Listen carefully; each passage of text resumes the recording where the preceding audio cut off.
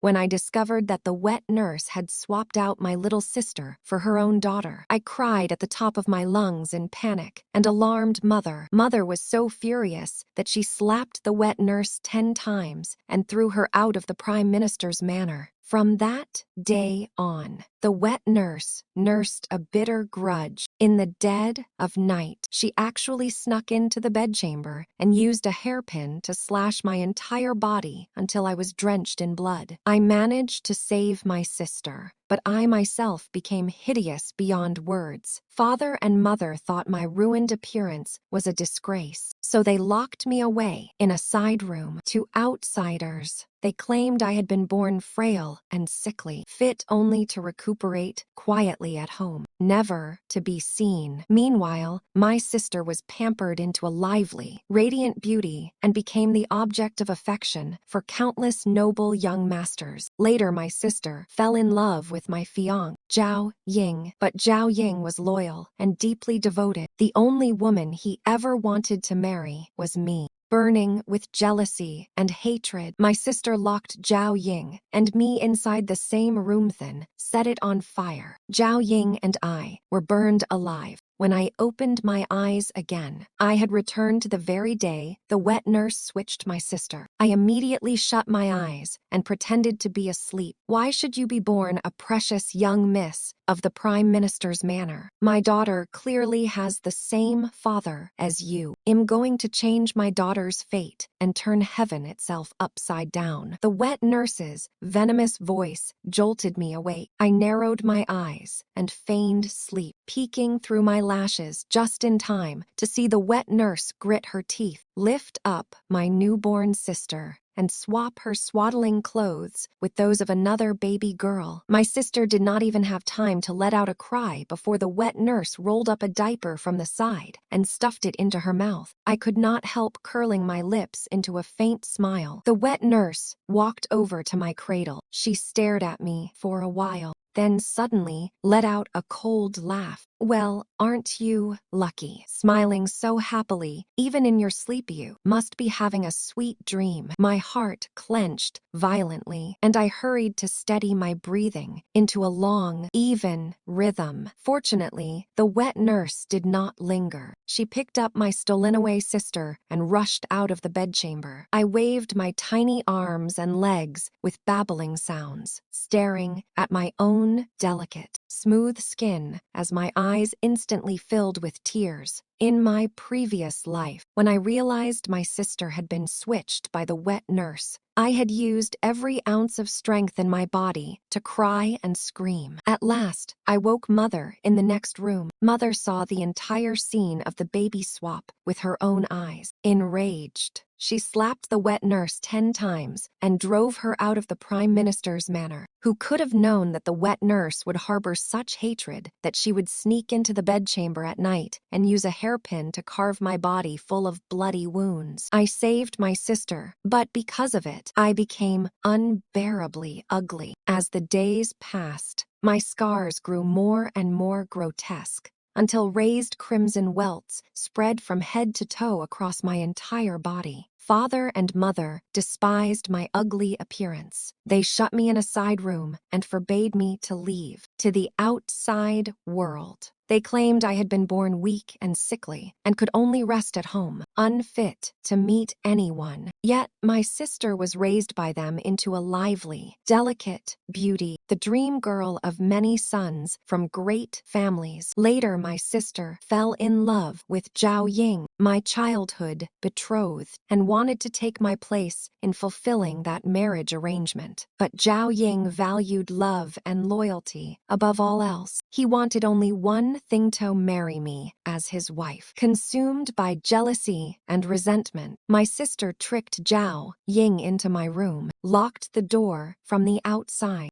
and set the place ablaze. The fire burned Zhao Ying and me until we were barely clinging to life. Before he died, he gripped my hand tightly. Su Yi, our bond in this life was too shallow. In the next one, I swear I will not fail you. After I died, my wronged soul drifted in the air, only to see Father and Mother shamelessly pin all the blame on me in order to protect my sister. They said that I, a sickly, shameless wretch, had insisted on dragging Zhao Ying into a secret affair. Zhao Ying resisted to the death, and so in my madness, I had set the fire and died with him for love. Later, to calm the Zhao family's fury, father and mother stuffed my body into a cheap, thin coffin and threw me into the mass burial grounds, leaving wild dogs to tear me apart until not a trace of my corpse remained whole. I was filled with hatred and grief, and I regretted with all my soul that I had once saved my sister at any cost. At that moment, the wet nurse's daughter beside me suddenly burst into loud cries, jerking me out of my memories at once. Now that I had been given a second life, I would never interfere with my sister's fate again. No matter how miserable an end she suffered in the wet nurse's hands, it would be no more than what she deserved. The leaves turned green, then yellow, and in the blink of an eye, 15 years passed. In this life, I was the talented and beautiful legitimate eldest daughter of the Prime Minister's manor. Father and mother treated me a little better than before, but they still put no real care into cultivating me. Only grandmother, just as in my previous life, spent a fortune hiring masters to teach me the chin, chess, calligraphy, and painting. As for the fake younger sister, she was just like her real mother, illiterate and uncultured, with nothing but a pretty face. But because she was the youngest child in the manor, father still spoiled her into a tyrannical, lawless brat. Father named her Qin Baozhu, a name even more doted upon and jewel-like than my real sister's name in my last life, Qin Huanyi.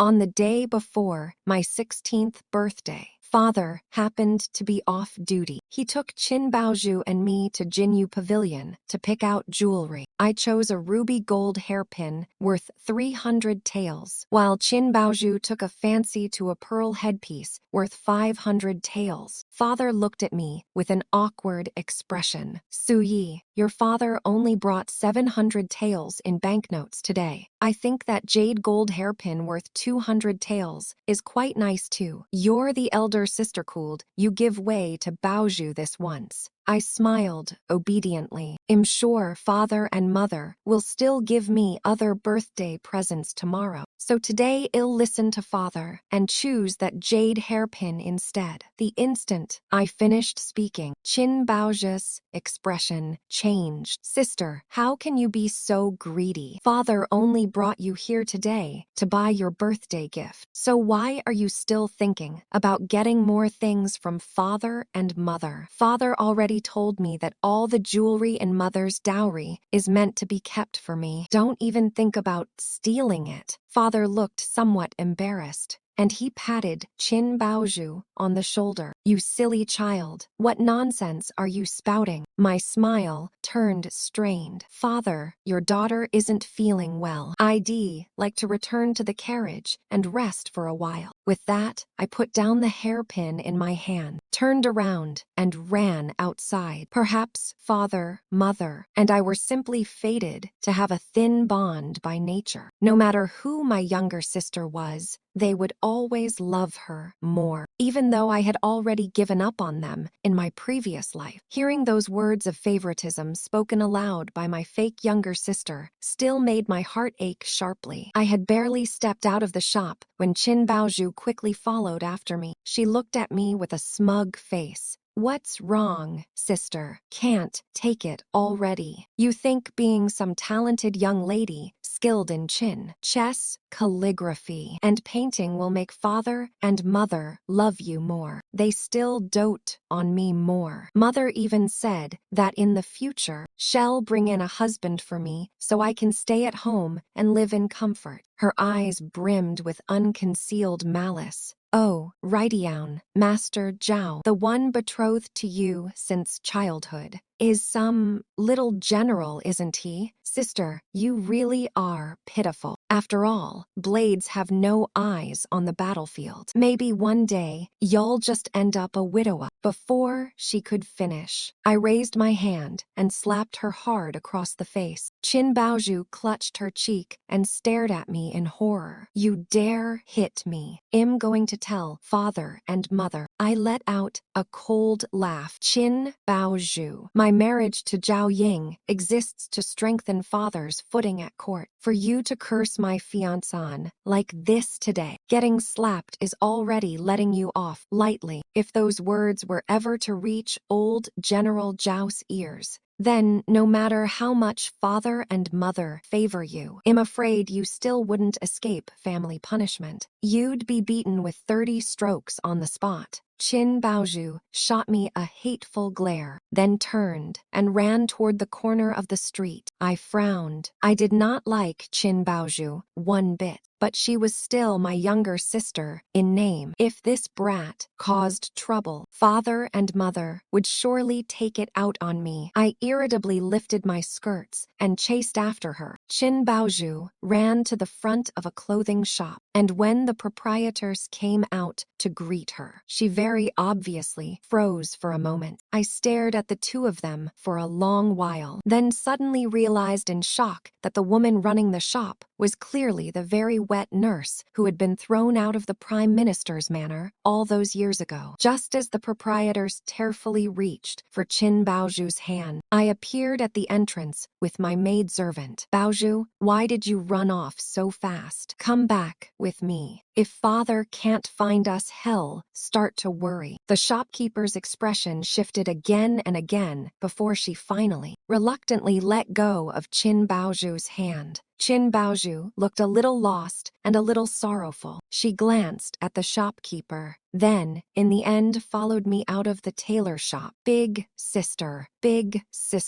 are you here to take me back to the Chancellor's manor?" A frail, skinny girl suddenly dashed out of the shop, her withered, stick-thin arms wrapping tightly around my waist. Instinctively, I shook those bony arms off. The girl fell to the ground. When she lifted her head again, it revealed a face covered in scars. She was crying and laughing at the same time, clutching tightly at the hem of my skirt and refusing to let go. "Big sister, I know I was wrong. Please, take me away. Look at the wounds on my faces. They were all made by Nanny stabbing me with needles, burning me with a spatula, and cutting me with a knife." I stared at her without a word. Through those hideous scars, I recognized her. She was Qin Huanyi, my biological younger sister who had repaid kindness with betrayal in my previous life. This time around, she actually remembered her past life as well. This was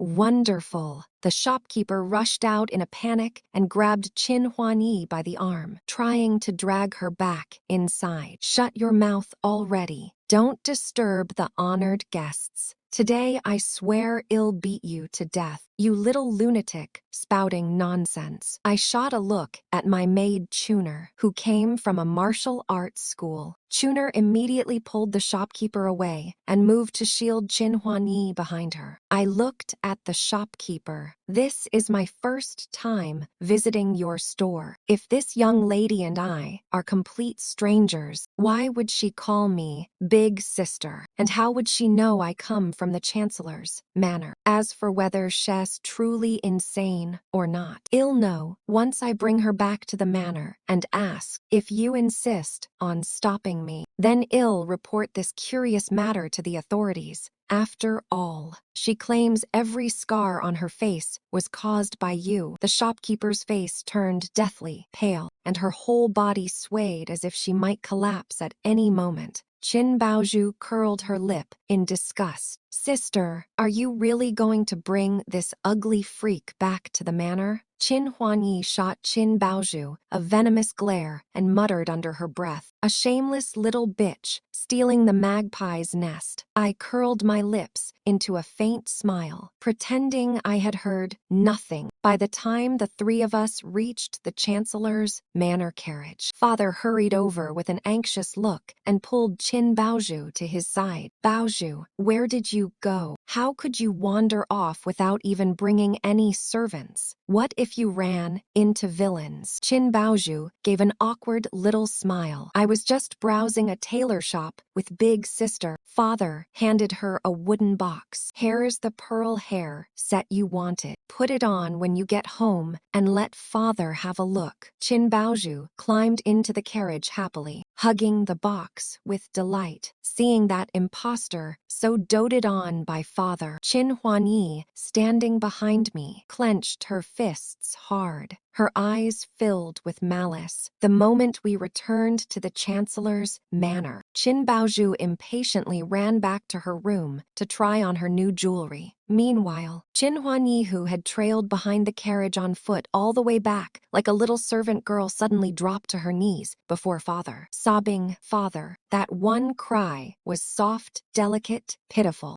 and full of sorrow. It truly sounded heartbreaking. Father frowned at Qin Huanyi. "What did you call me?" She raised that small, scare-crossed face, her eyes shimmering with tears. "Father, I am your and mother's real daughter. Back then, Nanny swapped me with her own daughter in our swaddling clothes. The current second young lady of the Chancellor's manor is Nana's biological child. While I suffered under Nana's abuse for 15 years, I tugged on Chuner's sleeve and jerked my chin toward Mother's courtyard. Chuner immediately understood what I meant and turned to leave at once. Father was so shocked by Qin Huanyi's words that he could not speak for a long while, though his cloudy old eyes carefully studied her face. I looked at father with deliberate hesitation. Father, in the tailor shop. This girl clung to me and refused to let go. I have clearly never met her before, and yet she insisted I was from the Chancellor's manor. More importantly, if one ignores the scars covering her face, her features are indeed 7 parts similar to mine. Father's expression changed again and again, but he still said nothing. Just then, Chuner came hurrying over with Mother. The instant Qin Huanyi saw Mother, her tears flowed even harder. Mother stared blankly at Qin Huanyi for a long moment. Then, with a sudden cry of anguish, she fainted on the spot. The matter quickly alarmed Grandmother, who had been recuperating at the family's secondary estate. Grandmother rushed back to the Chancellor's manor. First, she had a physician examine Mother, and then she arranged a blood test to verify kinship. Once it was confirmed that Qin Huanyi was the true second young lady of the Chancellor's manor, she immediately sent people to invite Lu Suyu, the tailor shop owner, who had once served as the wet nurse to the manor. Perhaps knowing she had nowhere left to run, Lu Suyu actually confessed everything she had done. Facing the furious members of the Chancellor's household, she threw all caution to the wind and burst into wild laughter. "Lord Qin, back then, you lusted after my beauty, and to force me into sharing a spring night with you, you had my husband killed. I became a helpless widow with nowhere to turn. After you sweet-talked me into bearing your child, I became the wet nurse to your eldest legitimate daughter. But even after your second legitimate daughter was born, you still refuse to give me a proper status. My daughter is your flesh and blood too. Why could she only be an illegitimate child? Why did you ignore her completely? Only later did I find out that Madame Qin was infamous in the capital for her jealousy. Even before me, 6 concubines had already died. If I had entered the manor as a concubine, my daughter and I were doomed to meet a miserable end." Liu Suyu's eyes were so red, they looked terrifying. "Madame Qin, how does it feel to have doted on the wrong daughter? Lord Qin, does it hurt to have your own rear courtyard in flames? You forced me into this." Mother trembled as she stroked the scars on Qin Huanyi's face, crying as if her heart and bowels were being torn apart. Father's lips quivered as he lifted his sleeve to cover his face. Qin Baozhu stared in horror at Lu Suyue, kneeling on the floor. Not your daughter. The daughter of the Chancellor's wife. Father, "Mother, hurry and drive this madwoman out." Grandmother let out a long sigh, her gaze filled with utter disappointment.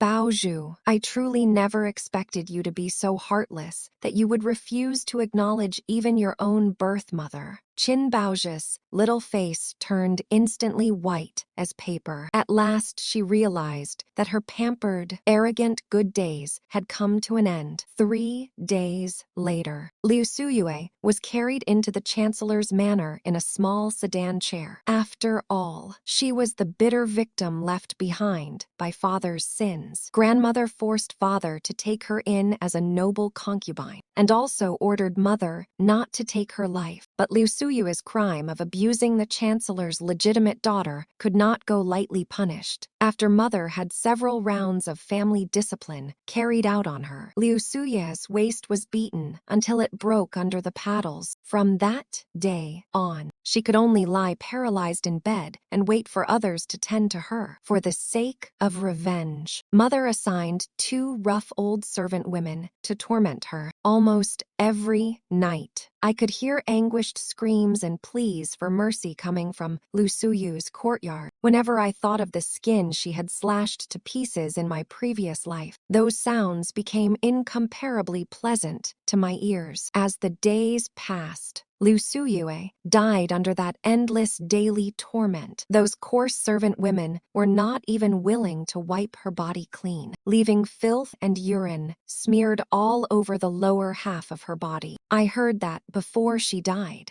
her whole body gave off a revolting stench, and the entire room reeked so badly it was unbearable. From then on, that place became a forbidden corner of the chancellor's manor that no one ever set foot in. One enemy from my previous life was dead at last, and the knot of bitterness in my chest finally eased a little. To cover up the family scandal, father and mother had Qin Huani acknowledged into the family as the 3rd young lady of the chancellor's manor. To the outside world, they claimed that when mother gave birth back then, she had actually delivered twin daughters. An enemy had bribed the midwife to carry off the 3rd young lady and throw her into the mountains to live or die on her own. Fortunately, a village girl had found her and raised her, and now, after many twists and turns, she had finally been brought back home. Father and mother held no banquet to acknowledge her kinship, nor did they offer Qin Huani any compensation. After all, in this life, Qin Huani no longer possessed the radiant beauty and lively charm she had in the previous one. Not only was her face ruined, but when she was little, Liu Suyue had severed the tendons in her hands and feet. Even with the memories of her past life, she could no longer play the zither or dance. To Qin Huani now, she was nothing more than a daughter with no real value left to exploit. The utterly different treatment she had received in her previous life, and this one twisted Qin Huani's heart more and more. Every time she saw Qin Baoju, who had been pampered for 15 years, undisguised hatred would flash through her eyes. When Chuner told me that Qin Huani had secretly gone to the black market to buy a packet of aphrodisiac powder, I couldn't help curling my lips into a smile. At last, this glorious show of dogs tearing at each other was about to begin. Even though mother had learned the truth of Qin Baoju's birth, the bond of mother and daughter that had been nurtured over so many years still made it impossible for her to give up that fake daughter. Mother raged, cried, and in the end, simply treated it as though she had given birth to 3 daughters. I had long since grown used to father and mother's favoritism and indifference, but Qin Huani and Qin Baoju were like needlepoint clashing against wheat awns. They started scheming in every possible way to fight over our parents' affection. The 2 of them quarreled more and more often. Qin Huani even had her maid slap her across the face, then falsely accused Qin Baoju of bullying her. Qin Baoju swallowed that bitter grievance in silence, but then, in a shocking act of ruthlessness, she poisoned herself. Coughing up blood, she threw herself into mother's arms and wept. I quietly bribed the rough servant girls who worked under them and handed over to father and mother the evidence of each sister framing the other. This farce of sisters fighting for favor wiped the color from father and mother's faces. That very night, Qin Baozhu and Qin Huanyi each received 20 strokes to the palms and were locked in the ancestral hall to kneel in punishment.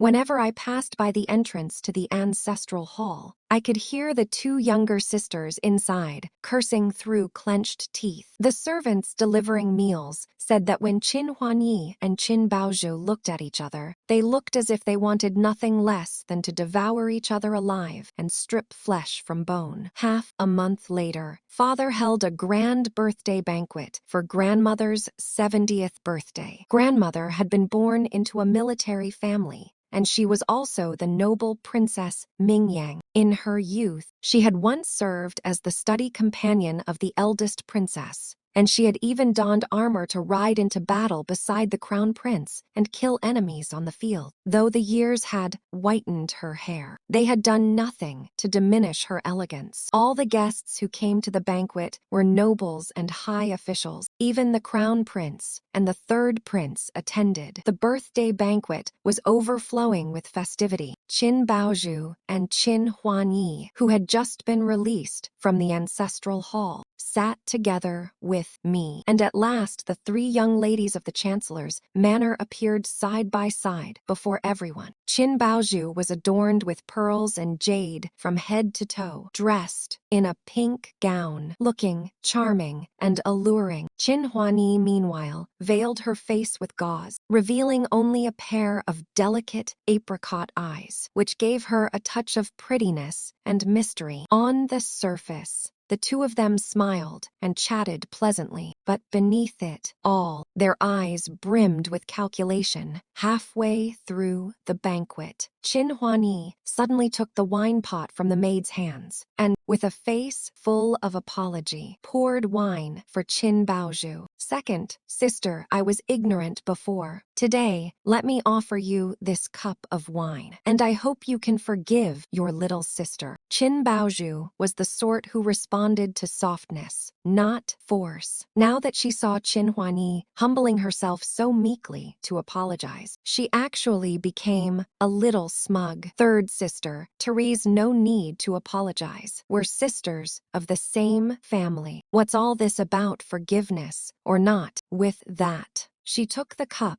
and drained it in one gulp. Qin Huanyi's voice turned even gentler. "Second sister is so magnanimous. I truly admire you." I picked up a piece of cherry-roasted duck and put it into my mouth, my gaze drifting carelessly into the distance to realize with a jolt that Zhao Ying, the fiance I had been fated to miss in my previous life, was staring at me without blinking. At that moment, it felt as if my heartbeat skipped wildly out of rhythm. Just as I was trying to calm the fluster in my chest, Qin Baozhu suddenly let out a soft cry beside me. "Ah, my head feels so dizzy. Kyugur, help me outside so I can sober up." Qin Huanyi's eyes curved into a smile. She shoved aside Qin Baozhu's personal-made chewer and grabbed Qin Baozhu by the arm. "Good second sister, I'll go with you to sober up." Qin Baozhu's cheeks were flushed, an unnatural red, and she actually let Qin Huanyi lead her away. Seeing this, chewer immediately panicked. "Second, miss, wait for this servant." Qin Huanyi's maid, Xiaohe, grabbed Chewer by the wrist.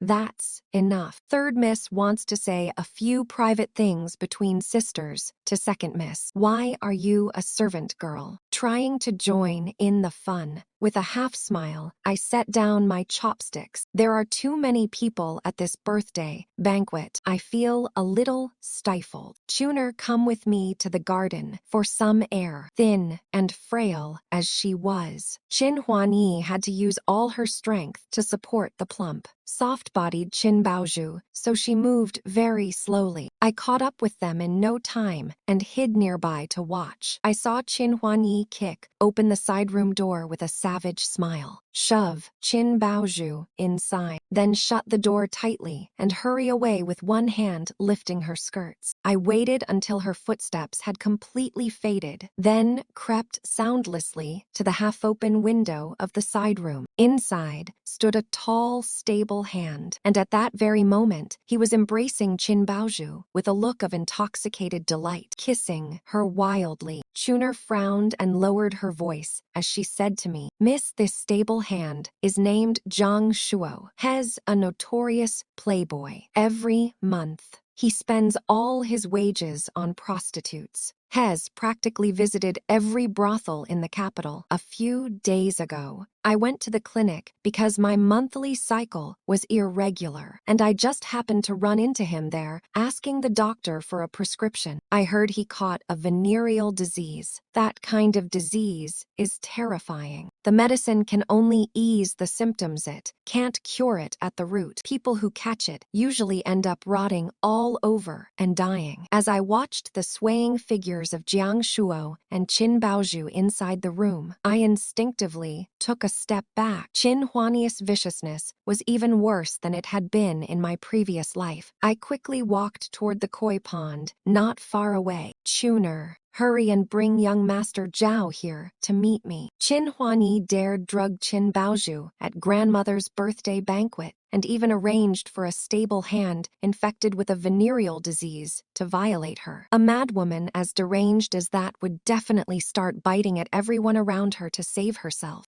And the eldest sister who had been seated at the same table with them, was the perfect scapegoat. I needed someone to help prove my innocence. Not long after, Zhao Ying was brought over by Chuner. The instant he saw me, his eyes turned red. Su Yi. It was as if 1,000 words had lodged in his throat. He took a deep breath and finally calmed himself. "Miss Qin, what is it you wished to discuss with me?" I looked at him with some hesitation and motioned for him to lean in closer. I told him everything, how I had suffered in the Chancellor's manor, and everything Qin Huani had done. Zhao Ying's expression darkened at once. "Though family scandals should not be made public, young Master Zhao is my fiance, and I trust you." "Young Master Zhao, could you lend me one female shadow guard?" My voice carried a faint tremor of tears. Zhao Ying nodded, his eyes full of heartache as he looked at me. "Su Yi, endure it a little longer. On the 3rd day of next month, I will no longer have to continue mourning for my stepmother. I will come at once to marry you." With that, he clapped his hands lightly, and a female shadow guard dropped down from the treetops. I gave her a few quiet instructions. She nodded and accepted the order, then immediately rushed toward Qin Huani's room.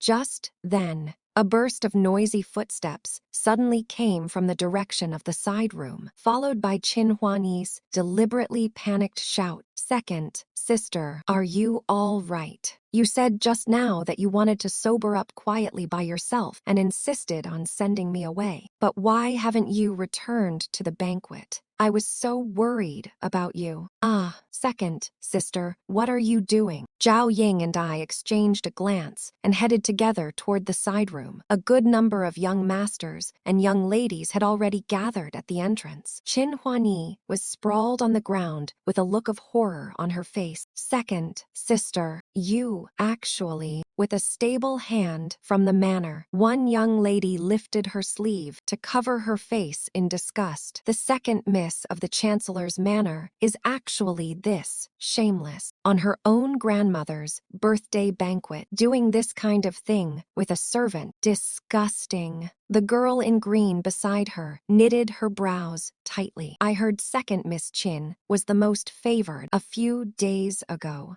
I was even thinking of having my younger brother marry into the Chancellor's manor. Luckily, I injured my hand on the very day I planned to discuss the marriage, so it never happened. Otherwise, my brother's whole life would have been ruined." One young master covered half his face with his fan. "Geez, Why are there sores growing all over that stable hand's body? Everyone collectively backed away while I stepped forward a few paces. On the bed, Qin Baozhu was draped around the coachman's neck in a sultry embrace, and on the man's back were several festering sores. A furious roar suddenly came from behind us. That's enough. Nobody look any further. In the very next moment, Mother stormed into the side room like a gust of wind, kicked the coachman away, and then wrapped Qin Baozhu tightly in a robe. Seeing Mother protect Qin Baozhu like that, the resentment in Qin Huani's eyes grew even darker. After everyone dispersed, Grandmother and Father finally arrived. Looking at Qin Baozhu, who still had not regained consciousness, Father actually burst into tears. Baozhu, you are the pearl I've treasured in the palm of my hand. Why did such a calamity have to befall you? Grandmother's gaze was razor sharp. From the look of Bao girl, she's been drugged. Someone summon the estate physician. After an entire afternoon of chaos and commotion, Qin Baozhu finally woke up. When she learned that her innocence had been taken by a coachman suffering from a venereal disease, she cried, screamed, and threatened to hang herself in her bedchamber, throwing the entire chancellor's manor into an uproar. The estate physician diagnosed Qin Baozhu as having been given an aphrodisiac. Father flew into a rage and immediately ordered the steward to investigate thoroughly. Very soon, Xiaohe, the maidservant belonging to Qin Huani, was dragged over. Xiaohe knelt on the floor, sobbing miserably, but her eyes were fixed straight on me. Eldest Miss, you told this servant to smear the aphrodisiac on second Miss's wine cup, and this servant already did it. Please, eldest Miss, spare this servant's parents, whether you kill me or carve me up. This servant is willing. Eldest Miss, you've always resented Master and Madam for favoring second Miss, but now that second Miss has already lost her innocence and most likely caught a filthy disease, she's already pitiful enough like this. I'm begging you, please stop. The room went deathly silent in an instant. Father's face was dark beyond compare, and Mother's eyes were red. Su Yi, your father and I may have doted on Baozhu a little more, but she is still your younger sister. How could you be this vicious? Qin Baozhu's sobbing stopped for a moment. She grabbed the medicine bowl beside her and hurled it at me. Bitch, you ruined me. Smiling, I tilted my head and dodged the bowl. Xiaohe, you say I told you to poison second sister. Do you have any proof? A flicker of panic flashed through Xiaohe's eyes. You gave this servant 80 taels of silver, and you told this servant to poison the coachman Zhang Shuo, too, so that once something happened to second Miss, Zhang Shuo would soon die from the poison as well. Qin Huanyi looked at me with terror filling her eyes. Elder sister, did you bribe my personal maid to harm third sister, so that after it was done, you could push the blame onto me and walk away unscathed? As I looked into Qin Huani's eyes, a wave of disgust and irritation suddenly surged up in my heart. I did not want to say much. I simply clapped twice. A woman in black entered from outside. In one hand,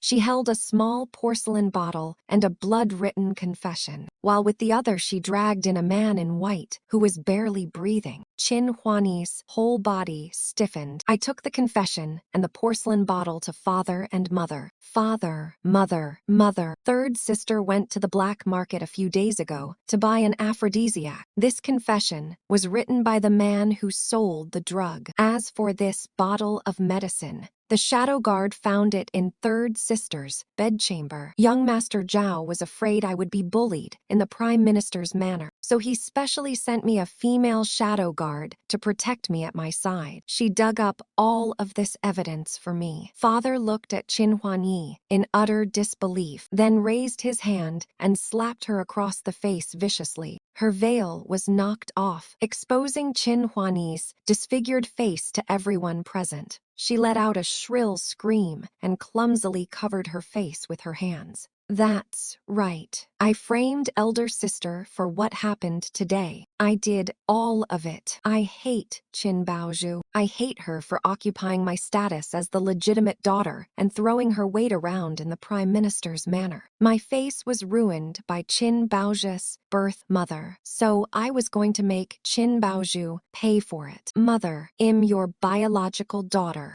Why won't you drive Qin Baozhu out? She's nothing but a little bastard born to some lowly mistress. Mother stared at Qin Huanyi's face in agony, unable to speak for a long time. I said, lightly, so third sister had her maid drug Qin Baozhu and ruin her body because she wanted her to become just as flawed as you are. Then you pushed this wicked deed onto me so that father and mother would despise me. That way, the weight of the three young ladies of the prime minister's manor in father and mother's eyes would become nearly the same. Qin Huanyi, what a scheme. At some point, grandmother had appeared at the doorway. She closed her eyes briefly. When the children in a family are at odds, it is often because the elders have failed in virtue. You as parents, if you had truly treated them all equally, how could your daughters have stirred up disasters like this? Enough. For the sake of the reputations of the other unmarried girls of the Qin family, send Baozhu to the family temple. As for Huanyi, whose face is already ruined, I will find her a minor official for a husband. After all, the dowry from the prime minister's manor is more than generous enough. Father and mother accepted grandmother's arrangement through their tears. That very night, Qin Baozhu was forced by the old nurse to drink a large bowl of abortion medicine, then was locked into the family temple overnight. 7 days later, Qin Huanyi climbed into the bridal sedan sent by an 8th-rank minor official, sobbing all the while, and left with 32 dowry bearers. On the morning of the 8th day, grandmother's heart ailment flared up and she fell unconscious on her sick. I attended her bedside day and night without even loosening my clothes for a month. Grandmother finally opened her eyes. The moment she saw me, she pulled me into her arms. Su Yi, why exhaust yourself like this? Just have the servants of the household take care of me. As long as you marry that boy from the Zhao family properly, your grandmother can rest easy. Looking at grandmother's loving smile, tears spilled from my eyes. In my previous life, father and mother despised my ugly appearance and locked me away in a side room, forbidding me from going out and seeing anyone. Grandmother had a huge quarrel with them, then took me away from the prime minister's manor and moved with me into a separate residence. Grandmother cherished me dearly. She spent a fortune hiring a female tutor to teach me the Qin, chess calligraphy, and painting. I was exceptionally gifted. I wrote excellent poetry, and under the pen name Wu Xiansheng, I even published a poetry collection that sold extraordinarily well. That air of mystery and talent soon made my name famous throughout the capital. Setting aside this disfigured face of mine, I could have been called the capital's foremost talented lady. Later, when my useless biological younger sister, Qin Huanyi, came to visit grandmother, she accidentally found out that I was that very Wu Xiansheng, and wicked thoughts immediately took root in her heart, because she had set her sights on my fiance, Zhao Ying. Every noble young lady in the capital knew that young General Zhao favored talented women above all. Qin Huanyi had not known before that I was Wu Xiansheng, so she believed that, with her own dazzling beauty, she would surely outshine me and steal Zhao Ying away. But now she realized that I was the formidable rival standing in the way of her pursuit of love. She had someone knock me unconscious and kidnap me, personally forced a bottle of mute medicine down my throat, then stole the draft of my newest poems and swaggered off to show them off at the spring banquet. But the moment Qin Huanyi finished reciting the poem, Zhao Ying's expression turned extremely ugly. He insisted insisted that Qin Huanyi compose a poem on the spot. Qin Huanyi's eyes reddened with panic, yet she could not write a single line. Zhao Ying sneered. "These poems of yours, did you really write them yourself?" Feeling a little guilty, Qin Huanyi coquettishly said, "Brother Zhao, I studied Wu Xiansheng's works diligently these past few days, and that's why I was able to write those poems. I just don't have any inspiration today." Seeing this, father and mother immediately shielded Qin Huanyi and left the banquet. But because of this, Qin Huanyi began to hate Zhao Ying. Then when I came of age and returned to live in the prime minister's manor, she tricked Zhao Ying into going to my room and then set the place on fire, burning both of us to death. Though I lacked my parents' love in my youth, grandmother treated me like a priceless treasure. Grandmother never gave up on me. She constantly sent people out in search of miraculous, scare-removing medicine. And even after spending more than half my dowry, she never begrudged it. She also often found chances to let Zhao Ying and me meet with a screen between us. She supported me in becoming famous throughout the capital under the name Wu Xiansheng, and did everything she could to preserve my engagement with the Zhao family. Be good, Su Yi, don't cry. In your grandmother's dowry carries a ruby phoenix coronet bestowed by Her Majesty, the Empress. It's absolutely gorgeous. When you get married, grandmother will add it to your bridal trousseau. Grandmother's voice pulled me out of my memories. In this life, although I grew up in the Chancellor's manor, I often went to the side estate to visit grandmother, and she treated me no differently than she had in my previous life. I wiped away my tears, leaned into grandmother's arms, and broke into a smile through them. Grandmother loves Su Yi the most. Zhao Ying was a man who honored his word, and before long, he came to formally ask for my hand in marriage. The 10th day of next month was an auspicious date, ideal for weddings. Dressed in a embroidered bridal gown, I stepped into the Zhao family's wedding sedan chair. Beneath the glow of dragon and phoenix candles that burned through the night, I finally became Zhao Ying's wife. Compared to life in the Chancellor's manor, my days in General Zhao's residence were incomparably happier. I had no mother-in-law now, and my father-in-law was stationed at the northern frontier. In that vast general's manor, I was the only mistress of the house, free as the wind and perfectly at ease. On our wedding night, Zhao Ying handed over the household tally tokens and the keys to his private treasury to me. Sometimes I couldn't help pinching my own arm because I was afraid all of this was only a dream. Only when the sharp pain bloomed clearly in my arm would I realize that I truly had come to live such a blessed life. Until one night, Zhao Ying caught sight of the bruises on my arm, and his face darkened at once. When I shyly confessed what had been weighing on my heart, Zhao Ying actually burst into tears, filled with guilt. He carefully applied medicine to my bruises, and afterward, he found ways to carve out even more time to stay by my side, afraid I would spiral into dark thoughts again and end up hurting myself. In the blink of an eye, Mid-Autumn Festival arrived. Father planned to host a family banquet and even sent an invitation to the general's manor. I had not seen grandmother in months and missed her dearly. So on Mid-Autumn that day, I brought Zhao Ying back with me to the Chancellor's manor. The moment we stepped through the main gate, we were greeted by quite the spectacle, decked out in jewels from head to toe. Qin Baozhu cowered delicately behind my third sister's husband, Song Qi, her eyes brimming with smug triumph she couldn't quite hide. Meanwhile, Qin Huanyi was so furious that her eyes had gone red, yet she did not even notice that her veil had fallen to the ground. Song Keg, you bastard.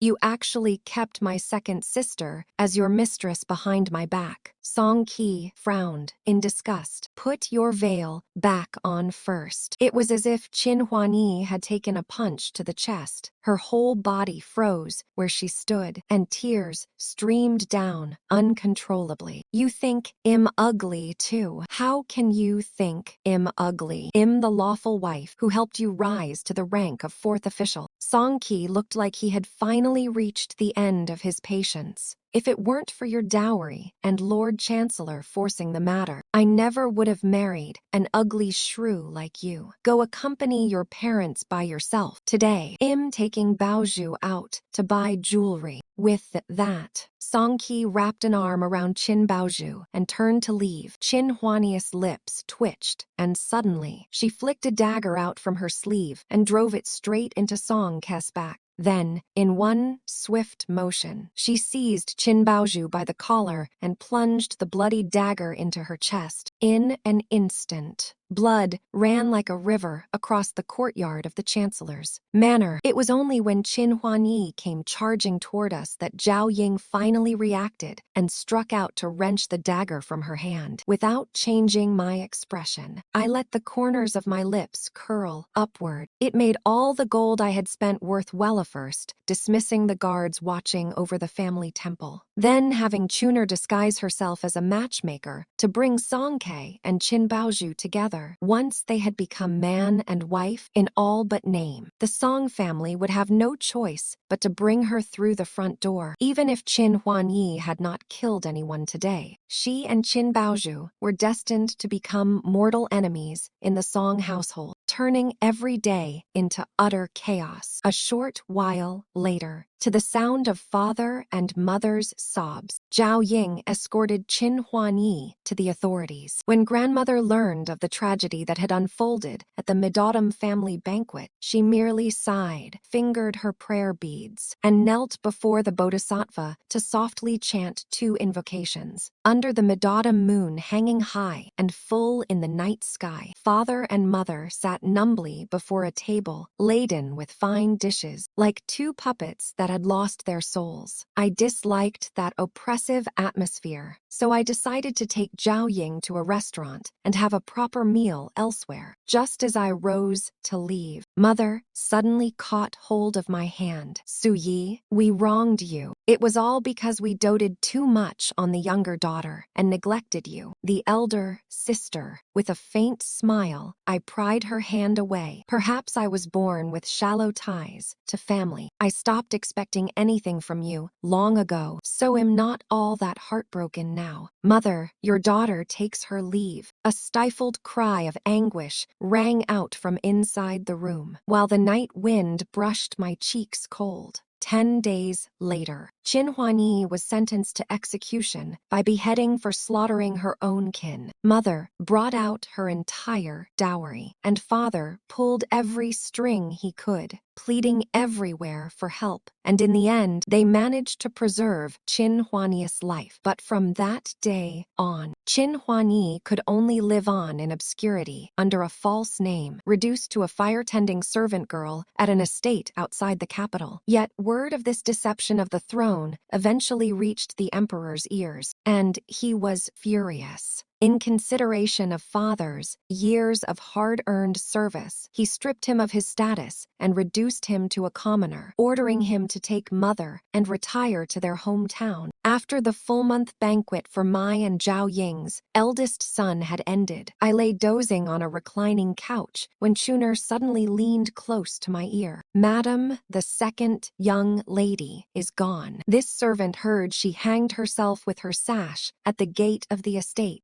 When they found her, her tongue was hanging out so long, it was terrifying. At last, my great vengeance was fully avenged, and I let out the final breath of bitterness that had been lodged in my heart. Looking at my babbling son in his cradle, my eyes curved gently with warmth. It seemed that from this day forward, only good days awaited me. The end.